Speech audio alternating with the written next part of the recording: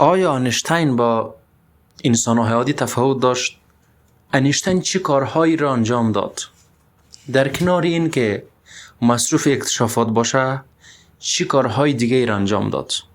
این ویدیو را بیننده باشید تا بفهمید. انیشتین یکی از موثرترین شخصی بود که روی فیزیک، روی کوانتوم و دیگر موضوعات کار کرد. انیشتین متولد کشور آلمان بوده که در یک خانواده متوسط و یهودی به دنیا آمد. ابتدا پدر انیشتین یک فروشنده بود که بعدا یک کارخانه کوچک تولیدی زد. در زمان تولد مادر انیشتین به خاطر سر عجیبی که انیشتین داشت نگران بود. انیشتین در کودکی عجیب نبود. حتی مدت زیادی طول کشید تا بتواند حرف بزند. در کودکی با مشکلات تکلم مواجه بود که از ارتباط برقرار کردن با مردم عاجزی میکرد و این موضوع باعث نگرانی پدر و مادر انیشتین شده بود. انیشتین در کنار این که روی تحقیقات و فیزیک و کوانتوم کار کند، علاقمند بعضی موضوعات دیگه هم در زندگیش بود. یکی این که علاقه شدید به نوازندگی داشت که یادگیری ویولون را از سن 5 سالگی شروع کرد و تا باقی عمرش به نواختن آن ادامه داد.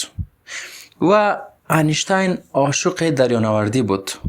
زمانی که در کالج سوئیس مشغول کار بود، به شدت عاشق قایقرانی شد. او بیشتر اوقات یک دفترچه یادداشت را با خودش به قایق می‌برد و به دریاچه می‌رفت و در آنجا به استراحت و تفکر می‌پرداخت. انیشتین در کنار این که یک دانشمند بزرگ بود، اما شخصیت و شگفتی‌های متفاوت داشت. اول اینکه دیدگاه انیشتین نسبت به زندگی بسیار ساده بود و ساده‌گونه زندگی می‌کرد.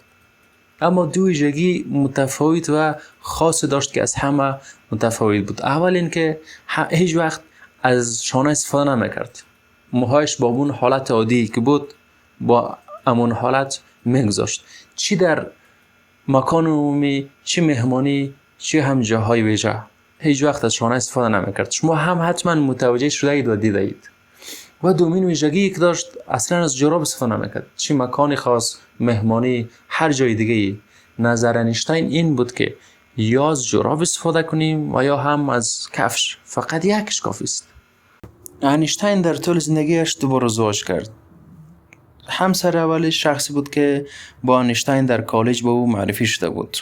انیشتین بعد از این که از همسر اول خود جدا شد، با دختر خاله خود السا انیشتین ازدواج کرد که السا از هر دو طرف با انیشتین رابطه خانوادگی داشت.